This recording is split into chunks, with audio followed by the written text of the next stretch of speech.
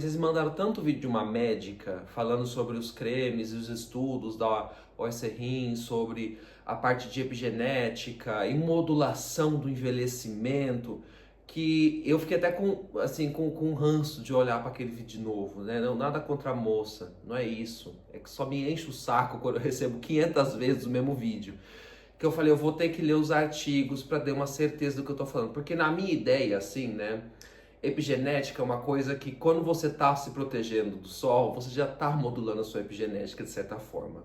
Quando você já está fazendo isso, você já está de certa forma mudando como que é o aspecto de metilação do seu DNA. Meu Deus, que papo de Illuminati que é esse que eu estou trazendo aqui, é isso que a gente vai conversar hoje, por isso que esse vídeo vai ser longo, para vocês entenderem onde eu quero chegar. Para isso eu li 5 artigos da empresa, que foram publicados pela empresa, em parceria com alguns institutos de pesquisa, em grandes jornais dermatológicos especialmente. Vou deixar todos eles aqui embaixo, mas tem 2 que eu me baseei mais pra gente ter essa discussão, que são 2 mais recentes, tá bom? Eu acho legal vocês saberem que esse aqui não é um conteúdo pago pela empresa, tá? É um conteúdo independente. Então, o bom disso é que eu posso bater com vontade sem ninguém falar pra mim se tá errado ou não. Chegou aqui agora, meu nome é Vitor Infante, eu sou doutor em ciências farmacêuticas, minha ênfase é cosméticos, eu trabalho como pesquisador, trabalho com fisiologia cutânea, então você quer falar sobre pele, cabelo, unha, tudo que tem a ver com isso aí, me chama que eu vou. Se você tá chegando agora nesse canal, curte, compartilha, se inscreve, faz esse borogodô todo e vamos lá conversar sobre esse tipo de pesquisa que está agora parecendo ser importante na área de cosmético, mas eu tenho vários pezinhos atrás. Aparentemente, esse produto que vai aparecer aqui, que eu não vou saber o nome, porque eu não lembro agora, eu não anotei, mas eu vou lembrar quando eu for editar. Esse produto aqui, ele diz combater os sinais do envelhecimento através da epigenética, através da modulação da epigenética. E como que é isso? O que é isso? Que nome bonito, né? Epigenética, né? Que coisa linda. Bom, o que é a epigenética? Por definição, vou pegar aqui meu roteiro, tá? Com os artigos que eu li, ó, eu sou uma senhora para escrever, para estudar, né? Então, eu sou o tipo de pessoa que pega o papel que sobrou de alguma coisa e aí eu vou escrevendo a partir do tempo que eu vou lendo os artigos e vou entendendo. Recomendo, tá, gente? É uma ótima forma de aprendizado. Eu acho maravilhoso estudar dessa forma. Mas a epigenética é o estudo das alterações reversíveis no padrão de expressão dos genes sem que haja modificação na sequência de DNA. Então é basicamente uma modificação que vai acontecer no seu DNA sem modificar o DNA em si na sequência. Então o DNA vai continuar ali, mas vai acontecer alguma coisa com esse DNA que vai modificar a forma como a gente vai produzir proteína. É mais ou menos como se o ambiente e o estilo de vida influenciassem para a forma como os genes são ativados ou desativados. E como que eles vão fazer isso? Vamos começar então entendendo que, classicamente, a gente tem o nosso DNA, que ele vai ser transcrito em RNA, que aí ele vai ser traduzido em proteínas. Então o nosso corpo, ele é dessa forma, as células, elas funcionam dessa forma. Um parentezinho aqui, só para falar um pouquinho como que isso acontece. Do DNA para o RNA, a gente tem uma proteína que se chama RNA polimerase. Ela vai produzir um RNA mensageiro lá no nosso núcleo, através do DNA, né? Então ela pega o DNA, fala assim, vou produzir uma coisa aqui que é complementar ao DNA, mas que não vai se ligar ao DNA, ele vai fazer outra coisa, cria o RNA mensageiro. Aí isso vai até o ribossomo, que são as nossas fábricas de proteínas, né? A gente vai ter outro carinha que vai ser o RNA transportador, trazendo aminoácidos, que aí vai ter essa situação onde o ribossomo vai lendo o RNA mensageiro e vai ligando RNA transportador, né, complementarmente, com o RNA mensageiro e vai ligando os aminoácidos e formando uma sequenciazinha de aminoácidos que são os peptídeos. Olha só, a gente ouve isso muito bastante para cosmético, né? Logo depois disso, essa sequência de peptídeos passa por modificações que vai formar a nossa proteína funcional, tá bom? De forma muito simples, porque se a gente quiser falar sobre isso aqui, eu posso fazer só um curso na internet sobre isso. Então é um negócio assim que é muito, muito detalhado. Isso é só para vocês entenderem. Onde que vai acontecer o negócio da epigenética? No DNA, lá antes, ó, lá no comecinho. E a gente pode ter 3 mecanismos que a gente conhece. O mais conhecido deles é a metilação do DNA, é basicamente ir lá uma enzima e colocar um metil, um CH3, né, uma molécula pequenininha, em uma dessas bases que a gente conhece do DNA. Ela vai ligar esse CH3 ali e isso vai silenciar aquele grupo que vai formar um gene, né? E aí vai silenciar aquela parte ali. Não vai conseguir ser lida pela enzima que iria produzir o RNA para fazer, né, a mensagem que iria fazer a produção de proteína. Então é um silenciamento de DNA. Basicamente a epigenética é o quê? É um mansplaining, é um gaslighting, é um silenciamento, né, do DNA causado pelo nosso estilo de vida. Então, provavelmente, a gente vê aí também que pode estar numa relação abusiva com o meio ambiente. A gente tem também modificações nas histonas, a gente tem RNA não codificantes, mas a gente vai focar nesse vídeo na metilação do DNA, porque é o que foi importante para a empresa. Uma coisa que me chama a atenção e que aí começa a me dar um pouquinho de dor de cabeça é que epigenética é uma coisa que, ao meu ponto de vista como pesquisador, ela é muito probabilística. Então ela vai estar muito como se fosse um grande jogo do tigrinho, sabe? Assim, da biologia celular. Então a gente basicamente vai ter uma relação ali muito interessante em como que pode ou não acontecer essas modificações do nosso DNA de acordo com fatores ambientais, estilo de vida, mas também a tua própria genética. Porque também pode depender de como que você expressa ou não determinados genes. Se você é uma pessoa que já expressa demais determinados genes em detrimento de outros, a epigenética vai ter um fator muito mais pesado que para outras pessoas. Acho que é fácil a gente conseguir entender isso. Então aqui já começa o meu primeiro ponto, é como que a gente vai conseguir criar uma situação para a gente conseguir fazer com que essa roleta russa do que vai acontecer ali dentro do nosso DNA, a gente vai traduzir isso para algo mais linear como a ação de um produto. Então aqui eu acho que é uma coisa interessante da gente perceber, sabe? Até porque, gente, o envelhecimento ele é multifatorial também, né? Então a gente vai ter genética, tipo de pele, a cor da pele, a exposição ao UV, hábitos de vida, se você é tabagista, a sua alimentação, sono, condições socioambientais também vão ser importantes aqui. Então, condições sociais, meu filho, não fica difícil a gente conseguir entender. Se você não é da classe trabalhadora 6x1, a tua vida é muito melhor de uma pessoa que é da classe 6x1, né, da escala 6x1, e que precisa se locomover por cerca de horas para conseguir chegar e sair do trabalho. O envelhecimento dessa pessoa vai ser afetado, vai ter uma outra qualidade de vida. É diferente de uma pessoa que consegue ficar dentro da tua casa, escrevendo bobagem no celular, enquanto não sabe lidar com a diferente realidade, como que o sistema ele explora as pessoas. Voltei. Mas também, né, é muito importante se você tem alguma doença crônica, pode ser importante aqui pensar, né, diabetes, por exemplo, ou então os seus próprios hábitos de cuidado e proteção cutânea. Olha que coisa, o cosmético ficou lá no finalzinho quase, né? Tirando proteção solar, porque eu acho que aí a gente já pode pensar de uma outra situação. Mas também pensa, né, a pessoa que vive ou não numa grande cidade, que está exposta à poluição, possa índices UV altíssimos, tudo isso vai afetar o teu envelhecimento. E como que a gente vai pegar todo esse mundo e a gente vai transformar isso em algo que a gente consegue mensurar?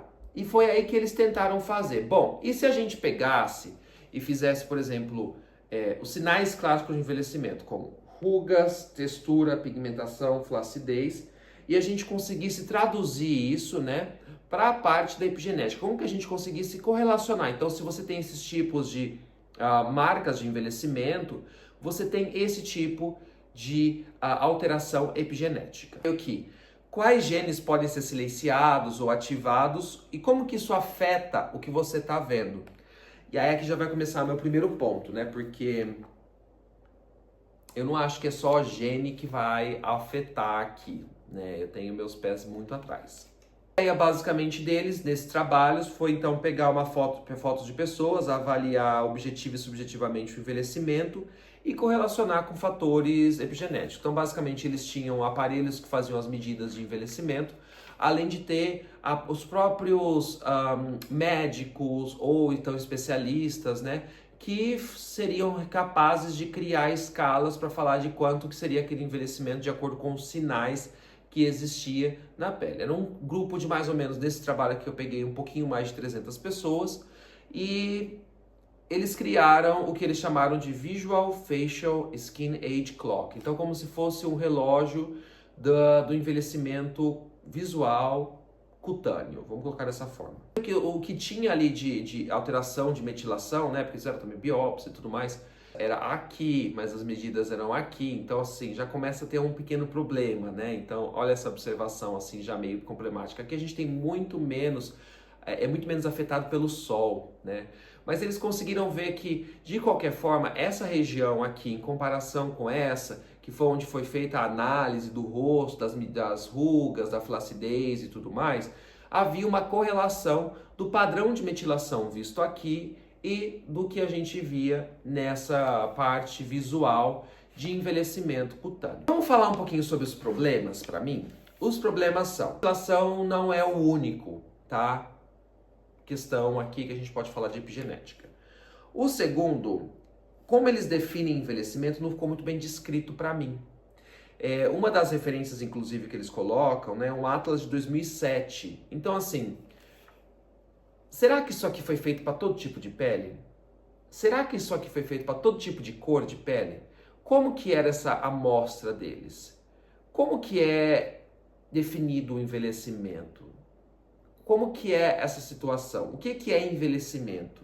Como que é o envelhecimento nessa nova categoria de envelhecimento que a gente tem hoje, nessa sociedade que a gente está falando, uma sociedade hipermedicada, quando a gente pensa que é uma sociedade que consegue, de certa forma, reverter sinais de envelhecimento através de processos minimamente invasivos ou mesmo invasivos, como preenchimentos ou mesmo algum tipo de tecnologia que ajude a melhorar a firmeza da pele. Como que é isso? Uma coisa que eles falam no estudo que me complicou um pouquinho é que eles usam DNA da epiderme. E a gente sabe que o envelhecimento depende desse fator multifatorial de todas as camadas da nossa pele. Então, por exemplo, a derme.